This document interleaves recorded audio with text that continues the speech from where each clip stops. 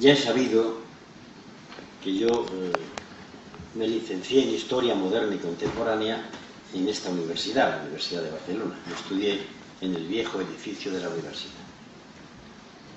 ¿Por qué yo hice historia? La gente generalmente cree que la historia es contar el pasado. Pues vino el rey no sé cuánto, y dijo, y puso. Yo por eso no me hice historiador.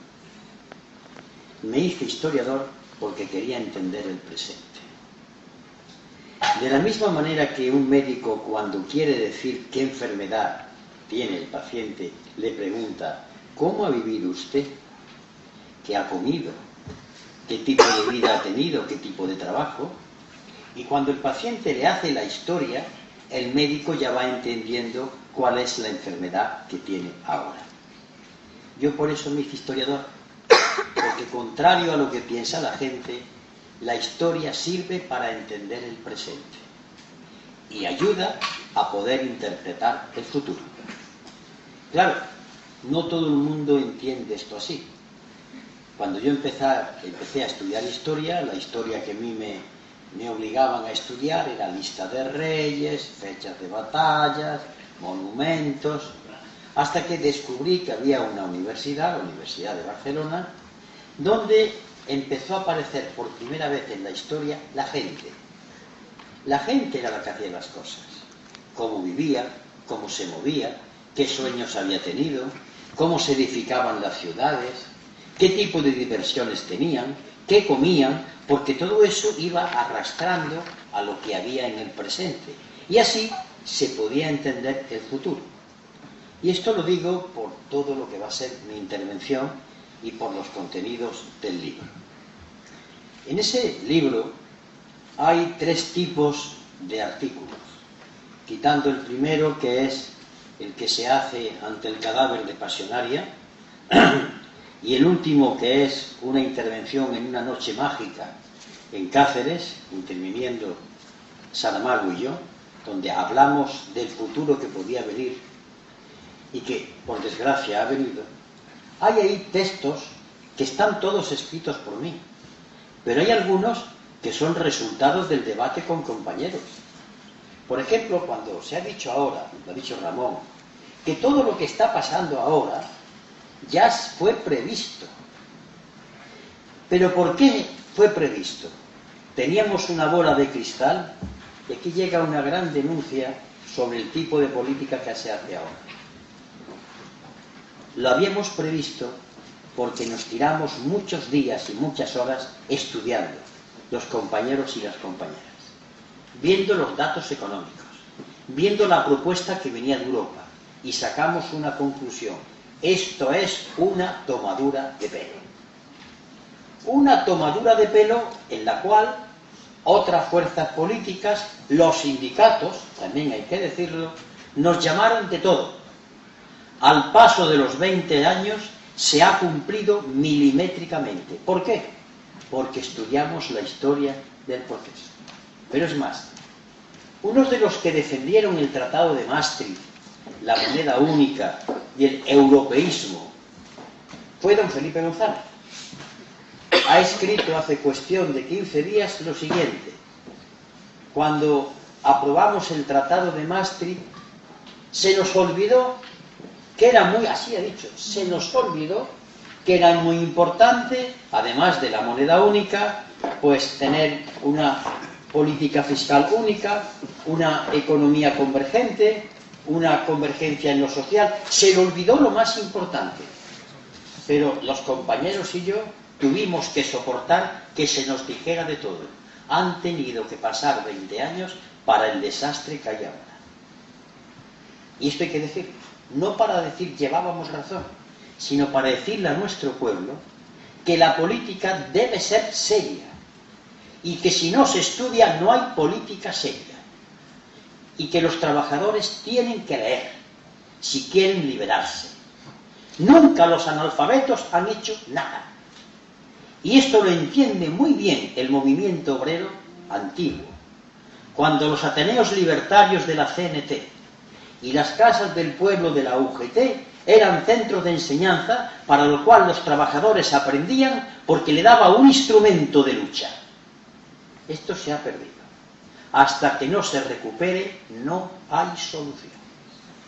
Por tanto, la primera idea es que lo que en el libro habla de Maastricht, de la moneda única, no fue que se nos apareciera un santo y viésemos la verdad. No, habíamos estudiado y veíamos lo que podía ocurrir.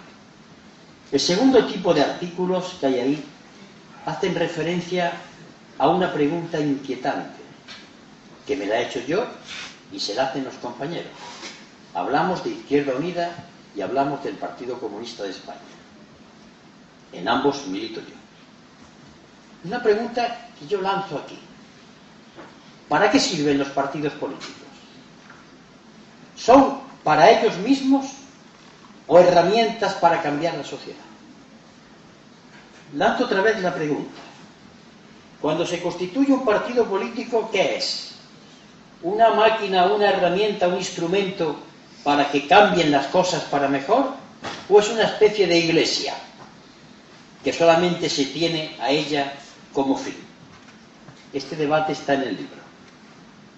Y hay que pensarlo. ¿Para qué existimos? ¿Por qué yo soy comunista? ¿Por qué estoy en el Partido Comunista? ¿Para sentirme seguro bajo una hoz y un martillo? ¿O al contrario, compromiso para trabajar en el seno de la sociedad? Esta es una pregunta que no todo el mundo quiere hacerse, porque termina por no dormir. Pero es que sin dormir a veces, las preguntas inquietantes son las que han cambiado el mundo. Detrás de los cambios del mundo hay muchas noches sin dormir, muchos insomnios. Voy a contar un pasaje, yo no soy creyente, pero a veces utilizo la técnica de utilizar los evangelios porque toda la cultura nuestra la hemos mamado de niños. Le preguntan a Jesús de Nazaret: Maestro, tú has venido aquí a traer la paz. Y la respuesta de Jesús es terrible. Dice: no, yo he venido a traer la guerra. He venido a traer el enfrentamiento del padre con el hijo, el hermano con el hermano, la mujer con el esposo. Pero ¿qué dice este hombre? Estaba hablando de la concienciación. Cuando en la familia surge alguien que piensa por sí mismo y quiere ser libre, no tiene peleas en la familia, no te metas, no hagas. Pues cuando Jesús habla de esto, está hablando de lo que hace falta. Sin esas personas que se salen de lo común, normal, que se conciencian, la humanidad seguiría todavía metida en una cueva. Por tanto, la lección que se intenta aprender es que el ser humano, por fortuna, es inquietud. Y en el debate, en el PC y en Izquierda Unida, se relatan aquí algunos textos y algunos documentos. Y en tercer lugar, se habla de aquellos aspectos del programa. Como después voy a hablar de esto, solamente lo anuncio. Un programa elaborado con la gente. Yo eso lo he hecho. Tengo a gala decir que el programa de agricultura y pesca del año 1986 en Andalucía lo hice yo, unos técnicos, unos compañeros, unos camaradas y pescadores y labradores con las manos llenas de carros. Que cuando nos empezamos a reunir con ellos, que no, si yo no entiendo, yo no sé, tranquilo, ya serenéis. Y empezaron a dar ideas. ¿Por qué? Con un pensamiento que después aparecerá en toda mi intervención. La gente no sabe qué sabe. Y nosotros tenemos que procurar, y para eso existimos, que la gente sepa qué sabe. Porque la gente sabe, pero no lo sabe. Eso es. Todo el mundo tiene una idea, pero no la reconoce. Necesita al maestro que le ayude. Estoy hablando de Sócrates, un filósofo muy antiguo, que copió la profesión de su madre, fenerata, partera, alumbrar, sacar lo que llevas en la cabeza, que tú no sabes que lo llevas. Yo te lo voy a referir. Fíjate lo que tienes. Esa es la labor de un partido político, de una formación política de izquierda. Ayudar a que la gente se libere a ella. No, quédate viendo el fútbol que yo te libere. Ese mensaje no es compatible con una visión izquierda. Dicho esto, voy a dar, esto es hablando del libro, a entrar en el núcleo de mi intervención. Y antes tengo que hacer dos, no digo advertencias, dos ideas que quiero que se queden aquí muy claras. Yo soy militante del Partido Comunista de España y de Izquierda Unida. Creo que moriré siendo militante de ambas. Con lo cual, no hay ninguna duda de que yo, hoy por hoy, y aparte de la propuesta que voy a hacer en el transcurso de mi intervención, nada más lejos de mi intención que confrontarme con mi partido. Pero también sé que soy un hombre libre y que dentro del partido yo pienso con mis ideas. Si queréis un ejemplo, yo lo digo muchas veces, imaginaros una especie de redil grande, un prado con alambrado, y hay muchas vacas. Yo estoy con las demás vacas, aunque a veces me doy un paseíto por el prado, pero no me escapo. Pero no pienso como todas.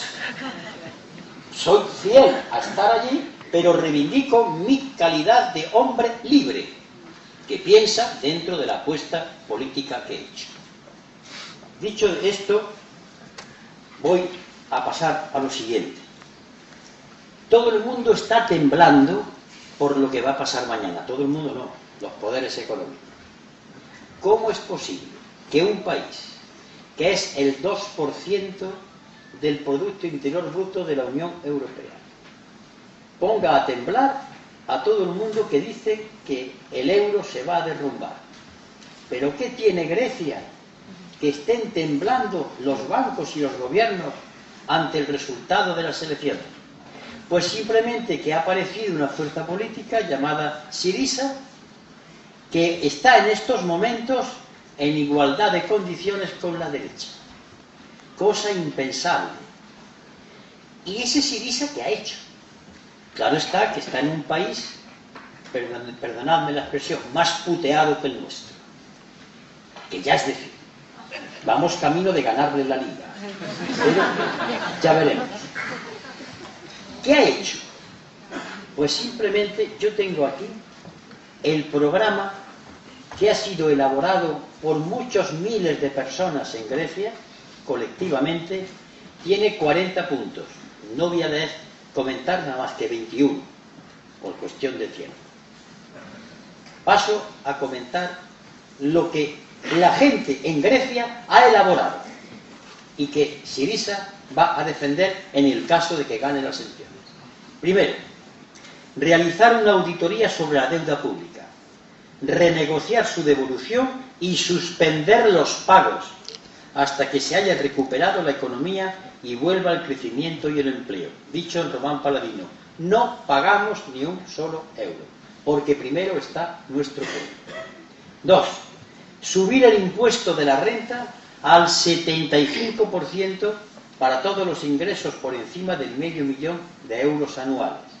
Tranquilos, que en Estados Unidos, en la época de la depresión, llegaron a pagar los ricos el 95%. Se han quedado cortos. ¿Sí? Se han quedado cortos. Pero esto lo presentan en España y hay varios infartos. 3. Cambiar la ley electoral para que la representación parlamentaria sea verdaderamente proporcional. Prohibir los derivados financieros, es decir, los chanchullos que se montan con las letras, los pagarés, la deuda. Abolir los privilegios fiscales de los que disfruta la Iglesia y los armadores de barcos. Combatir el secreto bancario y la evasión de capitales al extranjero. Subir el salario mínimo hasta su nivel previo a las recortes, 751 en euros. Allí son 751 euros. Aquí es distinto, pero por tanto ellos hablan de subir el salario mínimo. Ofrecer sanidad pública gratuita para las personas desempleadas sin hogar o sin ingresos suficientes. Subir las prestaciones de desempleo para los parados. Aumentar la protección social para las familias monoparentales, los ancianos, los discapacitados y los hogares sin ingresos. Nacionalización de los bancos. Nacionalizar las antiguas empresas públicas de sectores estratégicos para el crecimiento del país. ferrocarriles, aeropuertos, correos, agua. Igualdad salarial para hombres y mujeres. Ampliar la protección laboral y salarial de los trabajadores a tiempo parcial. Recuperar los convenios colectivos. Reformar la Constitución para garantizar la separación Iglesia-Estado y la protección del derecho a la educación, la salud y la protección del medio ambiente. Abolición de todos los privilegios de los parlamentarios. Eliminar la especial protección legal de los ministros y permitir a los tribunales ordinarios procesar a los miembros del gobierno. Aumentar los fondos para la sanidad pública hasta los niveles del resto de la Unión Europea. La media europea es del 6% del Producto Interior Bruto y Grecia gasta el 3%. Eliminar el copago en los servicios sanitarios. Nacionalizar los hospitales privados. Eliminar toda participación privada en el sistema público de salud. Cerrar todas las bases extranjeras en Grecia y salir de la OTAN. 21. Me quedan 19. Ahora bien, os tengo que decir una cosa como comunista. Esto no es un programa revolucionario. Es simplemente de sentido común. Algo que en el siglo XXI tenía que haber sido hecho siquiera por una burguesía medianamente decente. Repito, esto no es un programa revolucionario. Lo que pasa es que en Grecia o en España esto es más rojo que Lenin. Porque así está la situación. ¿A qué hemos llegado? Para que medidas que son lógicas e hijas de los tiempos aparezcan como extremadamente revolucionarias. Bien, esto es lo que quiere hacer Syriza. Esperemos que mañana gane las elecciones y a continuación los creyentes recen, porque la que le espera a los compañeros y compañeras, aparte de que los demás seramos solidarios, ellos tendrán que bailar con una Unión Europea tremenda que ya está amenazando a los griegos con todos los males si votan a Syriza. Dicho esto, veamos entonces otra cosa. Nosotros, ¿cómo estamos? Pues nosotros estamos mal. Hay divisiones, hay enfrentamientos, hay una confusión sobre lo que hay izquierda tremenda. Pregunta a cualquiera qué es la izquierda. No lo sabemos a veces, ni nosotros nos aclaramos de lo que es la izquierda. La política se ha transformado en un caos tremendo. Todos los ejemplos que surgen son ni más ni menos ejemplos a no seguir. En consecuencia, primero vamos a ver en qué país estamos. Este es un país en que la corrupción es una práctica habitual y que además la corrupción ha llegado a los tres poderes del Estado: al legislativo, al ejecutivo y al judicial. Los tres poderes están salpicados de corrupción. Una corrupción que llega a las más altísimas magistraturas del Estado, hasta arriba. Y cuando digo arriba, digo arriba. Hasta allí llega la corrupción. Pero una corrupción que emana, que surge, que aparece en los medios de comunicación, y un pueblo insensible que algunas veces dice: yo haría lo mismo. En la calle. Es como si fuese una segunda naturaleza nuestra, como nuestro hábitat, como el aire que respiramos. Hemos llegado a tal grado de encallecimiento de la conciencia que nos parece normal. Así no hay que extrañarse que ladrones sean votados de nuevo por los votantes para los ayuntamientos. No es extraño que gente que ha robado el dinero público sean vistos como personajes extraordinarios en las revistas del corazón, en la televisión, y admirados como gente magnífica, cuando realmente son unos ladrones que además no tienen el valor del atracador, que se juega que el atracado le dé un par de leches, porque roban de una manera mucho más limpia. Es decir, estamos en un país donde la corrupción desde hace mucho tiempo se ha asentado. Y después en el coloquio que me pregunten casos, que voy a contar algunos que son inefables. En un país en donde hay una falsificación de las ideas tremenda. Ayer mencionaba tres. La palabra modernidad para mucha gente es ordenadores, videojuegos, PlayStation. Pues no, La modernidad desde la época del Renacimiento es la centralidad del ser humano. El ser humano es lo primero, lo segundo, lo tercero, lo cuarto y lo quinto. Esa es la modernidad. Democracia. Pues va usted y vota 4 años.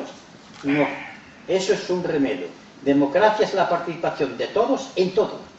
Y por tanto es una consulta casi permanente, una educación no solamente de los poderes, sino del pueblo, que también tiene su parte de responsabilidad. O la libertad. Pues mirad, amigos de Vilanova, cuando no se come no hay libertad. En los lugares, las favelas de Brasil, o en los hogares españoles, en los que ya se ha ido a los asilos a traerse al abuelito y a la abuelita porque sus pensiones ayudan a salir ese mes, eso no es libertad. Tienes derecho a voto. Con el estómago vacío no hay ganas de votar. Con el cerebro vacío no tiene sentido el votar. La libertad, por tanto, se tiene que asentar en comer, en vivir, en ser ciudadano. Si no, no hay libertad. Esa palabra ha sido falsificada, pero creemos que es así. Estamos entre lo que alguien definió un doble Estado.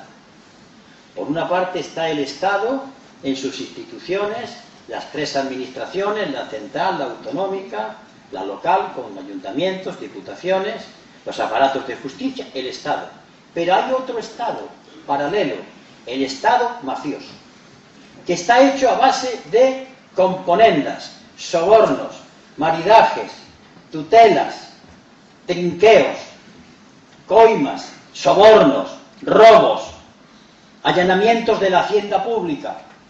Ese es el doble Estado. Un doble Estado mafioso. Un doble Estado que funciona y se impone al Estado aparentemente existente. Estamos desde hace mucho tiempo ante un golpe de Estado. Incruento, sin sangre, pero que ha ido a cámara lenta. ¿Queréis una prueba? Es muy fácil. Cuando volváis a vuestra casa, si tenéis un texto de la Constitución, o lo sacáis de internet, os sentáis un rato que vais a disfrutar, sintiendo que las tripas se os revuelven. Cuando empezáis a decir, tenemos derecho al trabajo, el pueblo español tiene la soberanía y derecho a la vivienda y un salario digno, la carcajada siniestra os sale. Pues bien, todo esto que está significando que ha habido un golpe de Estado. Sindicalistas, que estáis aquí. Si yo vengo a esta sala hace 20 años y nos vemos aquí, y yo os cuento todo lo que habéis tenido que tragar, me ahorcáis ahí en cualquier lado. Pues ya estáis tragando. Ya lo tenéis. Eso ha sido y es un golpe de Estado que empezó antes, pero también cuando votasteis a Maastricht, os pusisteis los grilletes. A ver si despertamos. Por tanto, un golpe de Estado es cuando insensiblemente, pues es normal que se bajen las pensiones. Hombre, es normal que la escuela la pague el que tiene. Es normal que pague la sanidad. Eso es un golpe de Estado, que no se da con el ejército, se da con la inteligencia y con que la gente, alguna dice, sí, hemos gastado demasiado. Y te lo dice cualquier persona que vive mal, como me lo dicen a mí en debate. Es que, señora Anguita, es que hemos gastado demasiado. Tú, yo, pero hemos asumido, es la moral del esclavo, que dice que lo que hace su dueño está bien. Hasta ese nivel hemos llegado. Pero hay más. El Estado, como garante de los derechos, de la sanidad, de la educación, está desapareciendo. Y surge la cara fea del Estado, la de los mozos de escuadra, la de la Guardia Civil, la de la policía, la de los criminales. Porque el Estado tiene varias caras. La primera desaparece y empieza a surgir la segunda. Porque el derrumbe del chiringuito de la transición modélica que podíamos enseñársela a Europa ha quedado en una cosa muy clara. Ha sido igual que hubo una restauración que trajo al trono a Alfonso XII, ha habido una restauración borbónica que trajo al trono a Juan Carlos de Borbón de la mano de Franco, y cuando se ha disipado todo eso, ha quedado todo como está. Él es el que representa un Estado en el que todas las concupiscencias son posibles y todas las corrupciones se hacen día a día. Pero vamos a hablar claro, aquí también hay quienes son responsables. Ramón acaba de contar algo normal y yo como historiador os lo voy a decir. Yo creo que en España o en el Estado español hay varias nacionalidades. Una de ellas es Cataluña. Lo tengo clarísimo. Pero ya está bien del victimismo de Cataluña. Cuando sobre todo los políticos de derechas nacionalistas piden que se cumpla la política conservadora. Para eso son españolistas. Para enfrentarse al movimiento obrero suyo son catalanes. Pero que venga la Guardia Civil Española y si hace falta el ejército para meter a los obreros en vereda. A ver si ya desenmascaráis a vuestro nacionalismo de derechas. O a ver cuándo están conmigo. Porque una cosa es la tradición, la cultura, la asunción de la identidad catalana, como la vasca o como la gallega, o como la que se ha conquistado tras muchos esfuerzos, como ocurrió en mi tierra. Y otra cosa es que con la bandera de Cataluña yo hago lo que quiero hacer. Expolio, rebajo la sanidad, rebajo la educación, me envuelvo en la bandera y digo qué malo es Madrid, pero yo apoyo a Madrid cuando Madrid coge recortes en políticas sociales.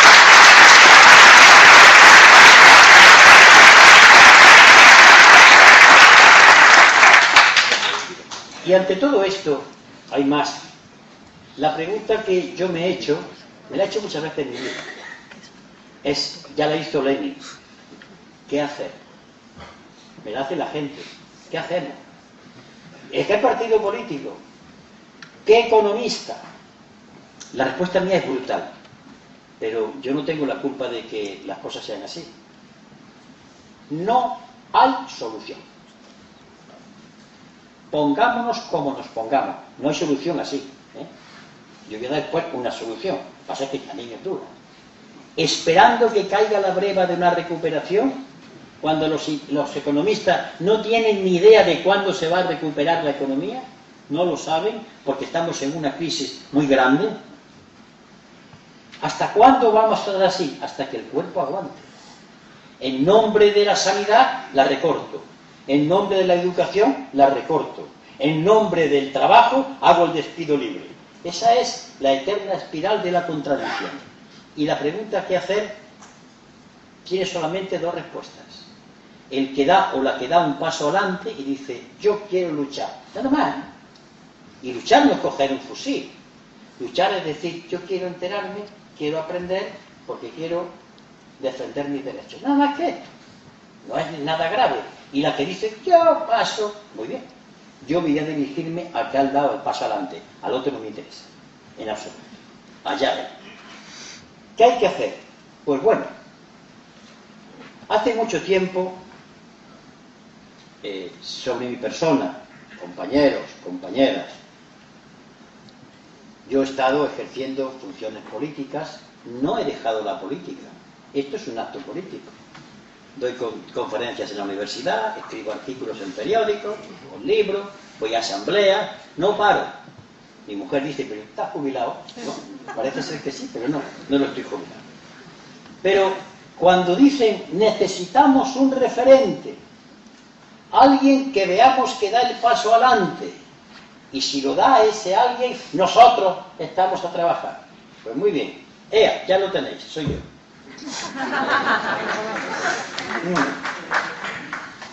No me estoy postulando como candidato, no pienso ir a una puñetera elección. No me estoy postulando como dirigente absolutamente de nada. No hablamos de un referente, aquí está. Y este referente que acepta este papel ante sus compañeros y compañeras, lo único que dice, he dado el paso adelante con la que me puede caer, ¿qué hacéis los demás? ¿Cómo os vais a organizar? Yo haré la propuesta, sabiendo además, en la cultura política y de espectáculo que nos han montado, que a los referentes los tienen como al baúl de la Concha Piquer, de pueblo en pueblo. Me niego. yo tengo ya 70 años, tengo ya una salud, una mala salud de hierro, que va aguantando, pero que no estoy dispuesto a derrocharla en actos sin sentido, donde viene la gente, aplaude, y cuando me voy, como si no hubiera pasado nada. Yo ya no entro por ahí. Entonces, el referente es simplemente que he dado un paso adelante. Y ahora espero que, ¿cómo organizamos esto? No puedo hacer ya más otra cosa, sino ese compromiso y los problemas que podrán derivarse de ese compromiso. Me dirán perrerías cuando esto salga a los medios de comunicación. Me dirán barbaridades, estoy acostumbrado a ellas, siempre y cuando yo vea que mis compañeros y mis compañeras, todos y el pueblo en general, formamos una piña. Me es indiferente, o como dice el lenguaje cheli madrileño, me es inverosímil lo que diga el país, el mundo, la razón, la vanguardia, el ABC, el correo, Antena 3, Telecinco, que me es inverosímil. Pero claro, para eso hay que contar con la gente que esté dispuesto a tirar para adelante. Ahora bien, hubo una época, en el año 84, en que en Andalucía, a través de mi persona, el colectivo del Partido Comunista de Andalucía lanzó una cosa que se llamó Convocatoria por Andalucía. ¿Y qué hacíamos? Llamamos al pueblo y dijimos, vamos a trabajar, vamos a hacer un programa común, vamos a hacer un programa elaborado colectivamente, lo que yo he contado de la pesca, y llamamos a la gente, y empezó la gente que en principio querían ser ciudadanos. Ciudadano no es cualquier persona. Un ciudadano es una persona que sabe cuáles son sus derechos y cuáles son sus deberes. Las dos cosas, derechos y deberes. Lo tiene claro y pelea por ello. Eso es un ciudadano. La otra cosa es una persona que va a votar de vez en cuando, que consume y que va en autobús, pero todavía no es un ciudadano en plenitud. Cuando hablo de ciudadano digo persona consciente de lo que es, de lo que quiere y de lo que está dispuesto a hacer. Y me dirijo, por tanto, a la ciudadanía que quiere luchar contra esto, contra la corrupción, la frivolidad política, la injusticia, los manejos económicos sucios y oscuros, contra la ley del doble Estado, a todas esas personas. Pero además me dirijo a las fuerzas políticas, empezando por la mía, que le permitan a las sindicales, que le permitan a sus militantes incorporarse a este trabajo, que no renieguen de sus siglas. Yo no reniego de las mías, pero quiero irme al Tajo con otra gente de otras cosas a trabajar por mi pueblo. Que le permitan a los militantes de los sindicatos, de los partidos políticos, que trabajen en esta cosa nueva. Que no es una fuerza política, que yo no voy a encabezar ninguna lista electoral para entrar en competencia con mi partido, que no, que es algo mucho más importante que eso. Es preparar el terreno para que haya una red de cientos de miles de personas que suba para arriba como una marea, una especie de Sirisa. Y digo, una especie, no pongamos nombres que no son los nuestros. Me dirijo a los hombres y mujeres que estudian, porque necesitamos el saber, economistas, técnicos, a los que investigan, a los técnicos en derecho, en educación, en sanidad y cultura. Os necesitamos. El poder tiene el saber. Nosotros tenemos que saber lo mismo o más. Y cuando hay una injusticia a través de una ley, no vale con decir que el ladrón del presidente o del otro, no. Hay que demostrar con datos en la mano que lo podemos hacer mejor. Y eso se llama estudiar. Sin estudio no hay revolución. En todo lo más que hay es el Gran Hermano, la Roja y demás. Sin estudio no hay ni movimiento obrero. Sin estudio no hay condición de ciudadano. Y estudiar, porque yo ya me conozco muy bien las respuestas, sobre todo las que me dan en mi tierra. Hombre, yo no voy a la universidad. ¿Y a ti quién te ha dicho que vaya a la universidad? Simplemente con que tengas curiosidad y preguntes, eso para mí es estudiar. Eso es estudiar. Ver qué le pasa y por qué ha ocurrido y preguntarle al que lo sabe mejor y tú enseñar, unirse para saber. No hay que ir a la universidad, así que menos excusas, compañero. Bien, que no quieres y ya está, y se te respeta. Pero para engañar, hombre, a tu progenitor, para no utilizar una fórmula que pueden enseñar, le cuentas ese cuento chino de que tú no vas a ir a la universidad. Necesitamos, por tanto, a estas personas. No quiero decir que, por supuesto, a los trabajadores que quieren liberarse. El que no quiere, aquí no hay Jesucristo. En esto yo siempre he mantenido una posición en mi fuerza política. Nosotros, como comunistas, tenemos que estar en la primera línea de la lucha. Pero yo quiero ver allí a los obreros. El que esté en su casa diciendo que luche el comunista, dice, pues amigo, quédate con el paro que tienes. Aquí no somos Cristos. Somos militantes comunistas que queremos estar con nuestro pueblo en la primera línea de batalla. El que no quiera combatir, que aguante su cirio y punto. Pero no vamos a sustituir nosotros, eso se llama demagogia, lo que la gente no quiere hacer. Creo que me he explicado con toda claridad. Pues bien, me dirijo a los colectivos, asociaciones, plataformas, a todo lo que existe y que se mueve y que está harto de tanta pus y de tanta gangrena y de tanta miseria, de tanto cáncer. ¿Y para qué? ¿Todo esto para qué? Voy a hacer primeramente una reflexión que nos puede ayudar a entender qué es lo que estoy planteando. En España es muy curioso cuando cualquier ciudadano, y nosotros mismos, hay que hacer una ley que prohíba, hay que hacer una ley, todo lo arreglamos haciendo leyes, que no sirven para nada. ¿Sabéis por qué? Porque el problema de las leyes no es que se hagan, el problema de las leyes es que funcionen, que se hagan cumplir. Quiero decir que una ley sin fuerza que la imponga, no hay una ley. Por eso, en los estudios de derecho constitucional, distinguen los profesores entre la Constitución formal y la Constitución material. ¿Qué es una Constitución formal? Una Constitución formal, como la española, es los 169 artículos, están allí escritos. ¿Qué es una Constitución material? El conjunto de intereses económicos, políticos, culturales que hacen que la Constitución se cumpla o no se cumpla. Por ponerle nombre, la Constitución formal, los señores diputados. La Constitución material, don Emilio Botín, presidente del Banco de Santander. Yo creo que está claro. Luego aquí se trata de que vayamos en busca de una Constitución donde los Emilio Botín sea el pueblo español. Y por tanto imponga, que tiene la palabra, que imponga por la fuerza democrática esa ley. Porque los que sueñen con que se hagan las leyes y que éstas se cumplen por el hecho de existir, yo creo que hay otra especie de drogas o de somníferos que le pueden ayudar a dormir, porque esa tampoco lo va a conseguir. Pues bien, resulta que todo esto en torno a qué objetivo. Y aquí yo lo he meditado detenidamente.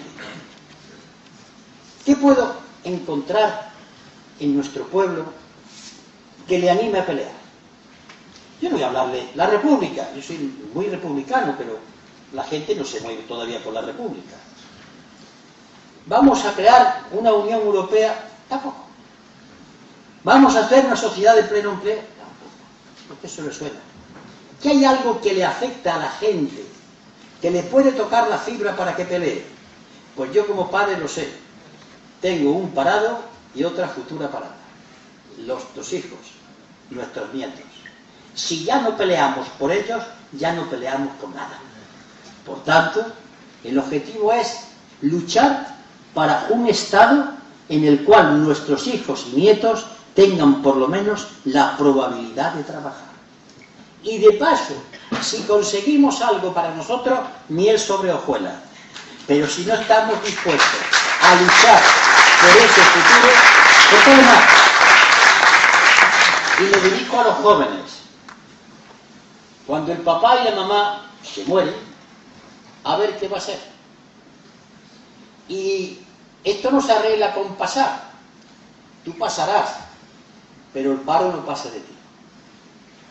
El que luchemos por nuestros hijos y nuestros nietos tiene una primera etapa. Niño, espabila tu puesto en la lucha. Niño, siquiera aprende a hacer las tareas de la casa. Niño, deja de ser un muerto viviente y lucha. Porque claro, luchar las generaciones de padres y de abuelos por unos niños que no quieren moverse, yo francamente no me muevo. Yo quiero ver a mi hijo que también participa en esa lucha. Este es el objetivo. Un país para nuestros hijos y nuestros nietos. Y no quiero poner tintas sombrías, pero me voy otra vez a la historia. En el año 1995, el Consejo Superior de Investigaciones Científicas, es un órgano del Estado, le encargó al profesor James Petras, catedrático de varias universidades norteamericanas, que trabaja con Noam Chomsky, una figura señera en las investigaciones sociológicas, que hiciese un estudio sobre las perspectivas de la juventud española. Este señor se vino y estuvo trabajando entre Madrid y Barcelona. Y al cabo de 2 años, con los equipos que traía, hizo su trabajo y fue al Consejo. Ahí está. El Consejo, cuando vio el trabajo, le pagó lo que tendría que pagarle y guardó aquello. Tuvieron que ser la revista Ajo Blanco y después la CGT los que publicaron el estudio. Lo podéis tener. Entráis en internet y ponéis informe Petras. Lo tenéis allí. Ese informe ya va señalando lo que va a pasar en nuestro país. Y hay una frase estremecedora. Dice lo siguiente: las futuras generaciones de jóvenes van a vivir peor que sus padres. Es normal que el Consejo Superior de Investigaciones Científicas diga: lagarto, de esto no quiero saber absolutamente nada. Pero ya hubo gente que advirtió. Claro, los que leímos aquel informe en aquel momento, cuando hablábamos de ello, bueno, están ustedes locos, mesiánicos. No, que hemos leído. Leer eso, ¿para qué sirve? Bueno, ya tenemos aquí las consecuencias. Por tanto, ¿cómo podemos afrontar esta tarea? Yo sueño con poder crear, que se cree un bloque cívico de ciudadanos, trabajadores intelectuales, manuales, gente de la pequeña burguesía, gente que está harto de lo que está pasando aquí. No es cuestión de pedirle el carné a nadie, que eche una mano. Es un movimiento de emergencia ante el estado de excepción en que está nuestro país. Que vuelvo a insistir, estamos al borde de la quiebra del Estado. Y quien va a pagar las consecuencias, ya sabéis quiénes son. Ese bloque cívico no es cuestión de llamar y que se apunten, darle una bandera. Ese bloque cívico se va creando al contacto unos con otros. No es cuestión de apuntarse, es cuestión de empezar a trabajar codo con codo en el barrio. Si esto que estoy exponiendo cuaja, habrá una estructura flexible, democrática, sin disciplina cuartelera, sino con el sentido del deber, pensando en el objetivo del programa y de los jóvenes. Ahora bien, ¿en qué consiste ese bloque cívico? ¿Qué le da unidad? A los ladrillos el cemento les da unidad. ¿Cuál es el cemento que le da unidad a la gente? Pues un programa elaborado colectivamente. Vamos a ver el ejemplo. ¿Qué es lo que yo pretendo? Imaginaros que aquí en mi espalda tengo un mapa de España, en blanco. Y ahora me dice el compañero: somos una organización de la República en Vilanova. Trae para acá. Y lo pongo, lo señalo. Yo soy de una peña, pero que tiene intereses culturales, y cojo el alfiler y lo sitúo. Yo soy de la Organización de Izquierda Unida de tal sitio, y lo pongo. Yo soy del Ateneo Libertario, y lo pongo. Claro, al terminar, eso es un acerico lleno de alfileres. No sirve para nada. Pero ahora viene la magia. Cogéis un lápiz y empezáis a unir los alfileres. ¿Y qué sale? Una malla, un tejido, una fuerza, un sostén de gente que puede ir subiendo. Esta es la propuesta. ¿Pero en qué consiste ese lápiz? Un programa. ¿Qué programa? Aquí hay uno. Pero, por si acaso, yo voy a hablar de qué programa pudiera ser. No digo que sea este. Yo me aventuré hace meses y está en el libro. Lo voy a explicar. Digo, no creo que pueda ser este, pero lo pongo como ejemplo. Cuando yo pensaba en esto, ¿qué puede motivar a la ciudadanía a luchar por el futuro? Empecé a pensar en varias ideas. Tienen que ser ideas claras, sencillas, que afecten directamente a los ciudadanos.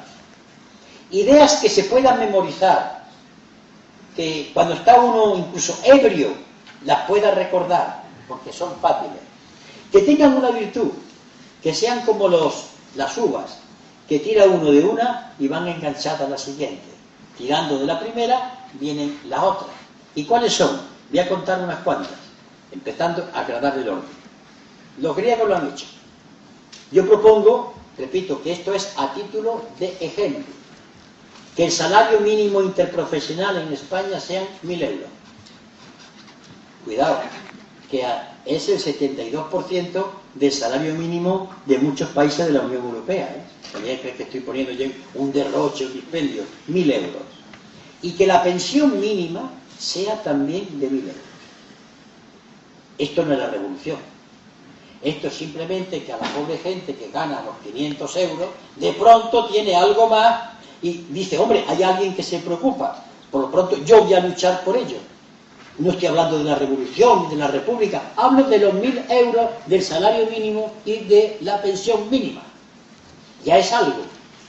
Claro, a continuación vendrán y preguntarán, ¿y dónde sale el dinero? Pues muy fácil, una reforma fiscal.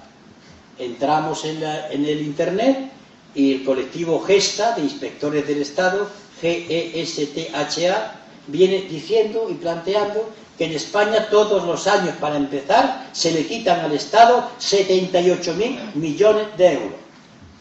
Que las grandes fortunas evaden, que los paraísos fiscales evaden. Hay dinero de sobra.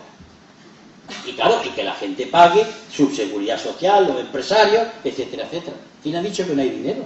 Si con tanto se roba, todavía hay para robar más. De modo que se trata de un problema de dirigir el dinero hacia otra cosa. Claro, ya tengo 3 medidas. Una va arrastrando a la otra. Pero queda otra. ¿Qué hacemos con los que necesitamos créditos para el tejido productivo, la pequeña y mediana empresa? ¿Qué queréis? Que el Banco de Santander y los demás bancos que van a sanear, van a prestar, pero si con el dinero que viene de Bruselas es para tapar agujeros, hasta que aparezca el otro, y el otro, y el otro, que van a prestar, ¿no?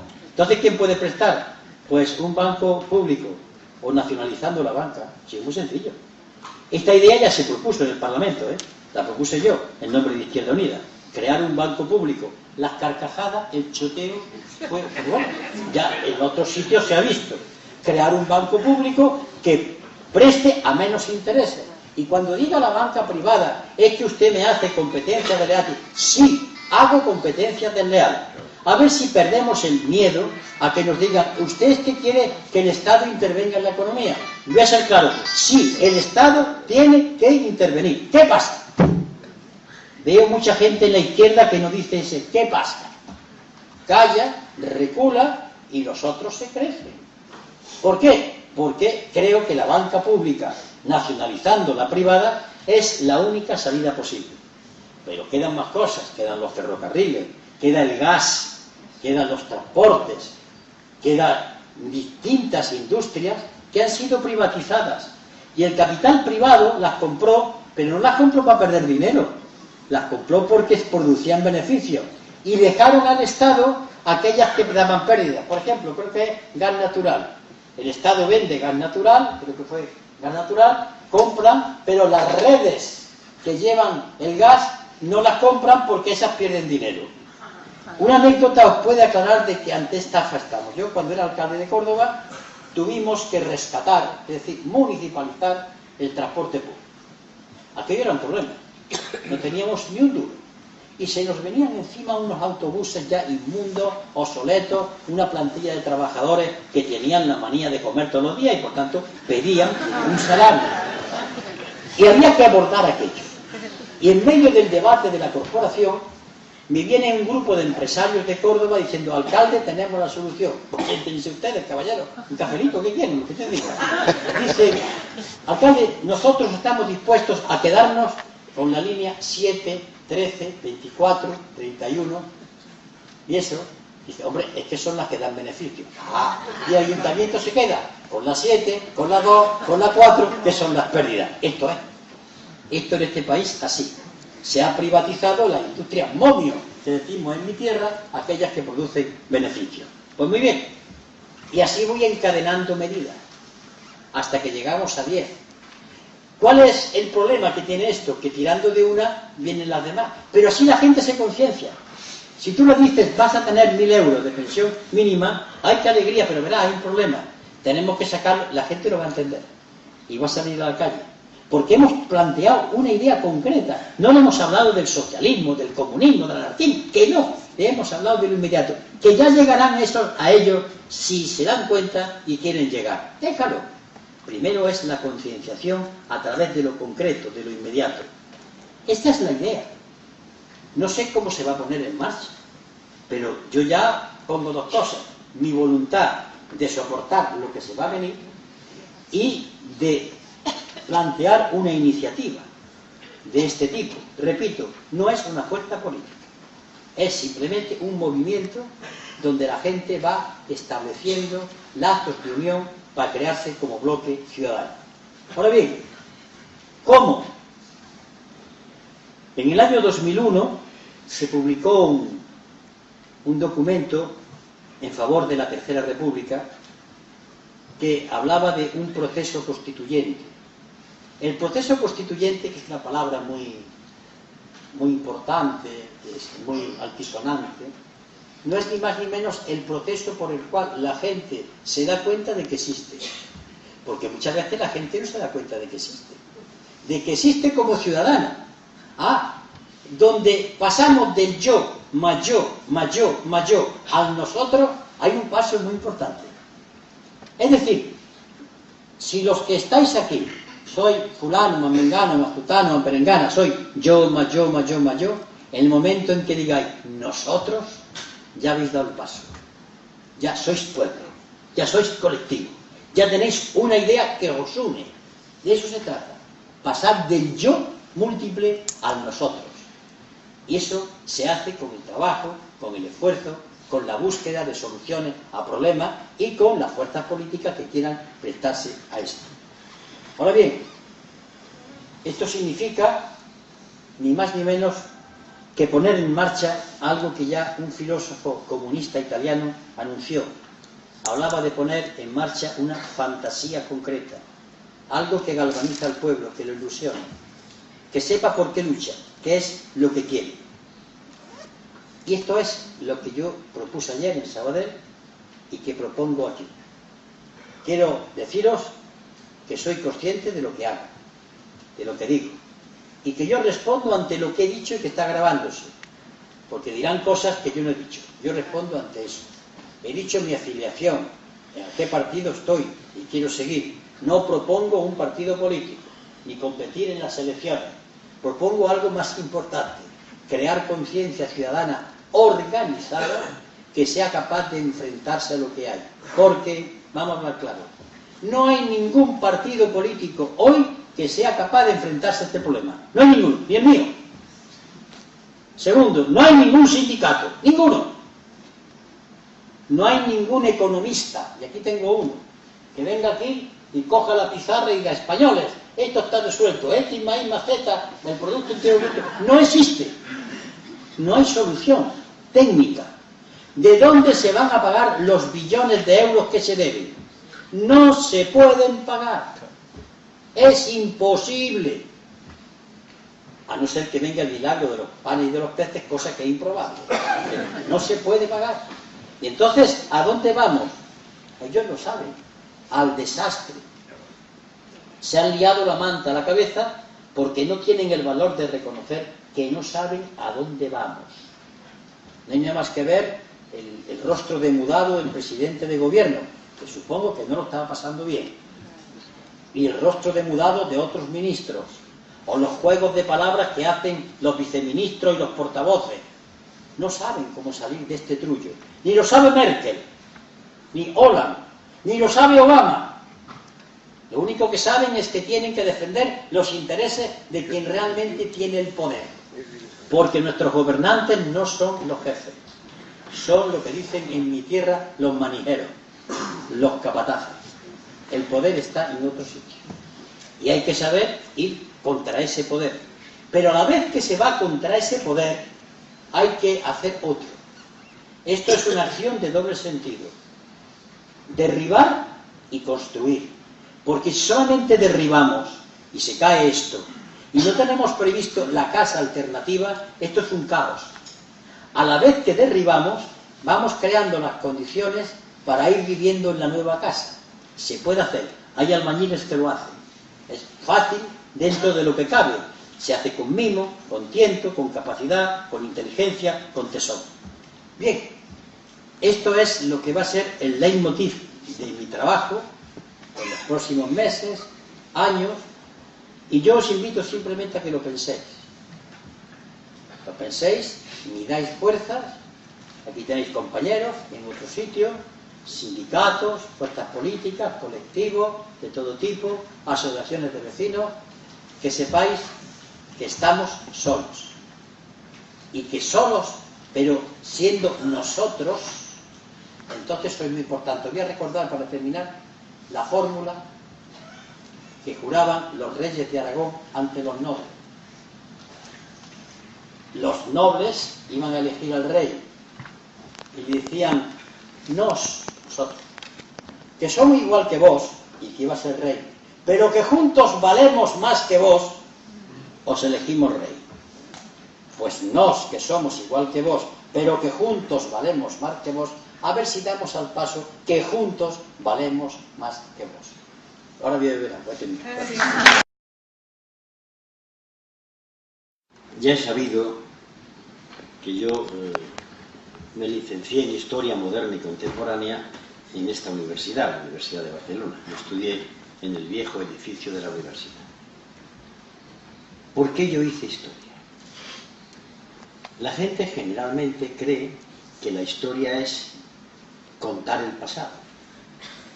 Pues vino el rey no sé cuánto, y dijo, y puso. Yo por eso no me hice historiador. Me hice historiador porque quería entender el presente.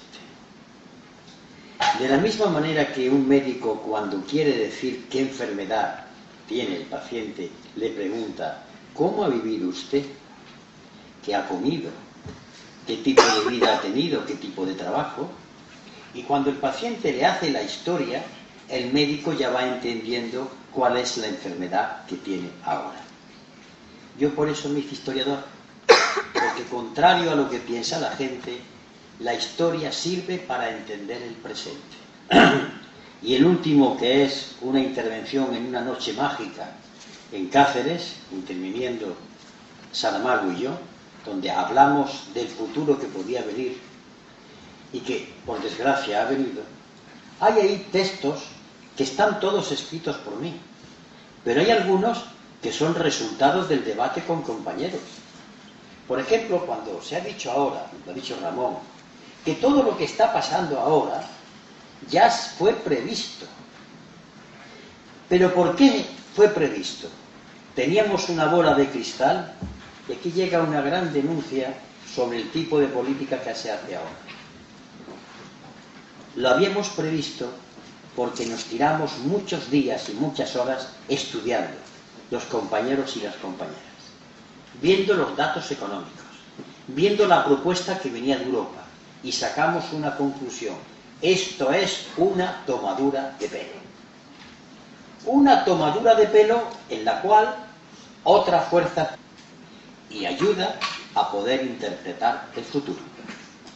Claro, no todo el mundo entiende esto así. Cuando yo empecé a estudiar historia, la historia que a mí me obligaban a estudiar era lista de reyes, fechas de batallas, monumentos, hasta que descubrí que había una universidad, la Universidad de Barcelona, donde empezó a aparecer por primera vez en la historia la gente. La gente era la que hacía las cosas, cómo vivía, cómo se movía, qué sueños había tenido, cómo se edificaban las ciudades, qué tipo de diversiones tenían, qué comían, porque todo eso iba arrastrando a lo que había en el presente. Y así se podía entender el futuro. Y esto lo digo por todo lo que va a ser mi intervención y por los contenidos del libro. En ese libro hay 3 tipos de artículos, quitando el primero, que es el que se hace ante el cadáver de Pasionaria. Políticas, los sindicatos, también hay que decirlo, nos llamaron de todo. Al paso de los 20 años se ha cumplido milimétricamente. ¿Por qué? porque estudiamos la historia del proceso. Pero es más, unos de los que defendieron el Tratado de Maastricht, la moneda única y el europeísmo fue don Felipe González. Ha escrito hace cuestión de 15 días lo siguiente: cuando aprobamos el Tratado de Maastricht, se nos olvidó que era muy, así ha dicho, se nos olvidó que era muy importante, además de la moneda única, pues tener una política fiscal única, una economía convergente, una convergencia en lo social. Se le olvidó lo más importante. Pero los compañeros y yo tuvimos que soportar que se nos dijera de todo. Han tenido que pasar 20 años para el desastre que hay ahora. Y esto hay que decirlo, no para decir llevábamos razón, sino para decirle a nuestro pueblo que la política debe ser seria y que si no se estudia no hay política seria, y que los trabajadores tienen que leer si quieren liberarse. Nunca los analfabetos han hecho nada, y esto lo entiende muy bien el movimiento obrero antiguo. Cuando los ateneos libertarios de la CNT y las casas del pueblo de la UGT eran centros de enseñanza para lo cual los trabajadores aprendían porque le daba un instrumento de lucha. Esto se ha perdido. Hasta que no se recupere, no hay solución. Por tanto, la primera idea es que lo que en el libro habla de Maastricht, de la moneda única, no fue que se nos apareciera un santo y viésemos la verdad. No, habíamos estudiado y veíamos lo que podía ocurrir. El segundo tipo de artículos que hay ahí hacen referencia a una pregunta inquietante, que me la he hecho yo y se la hacen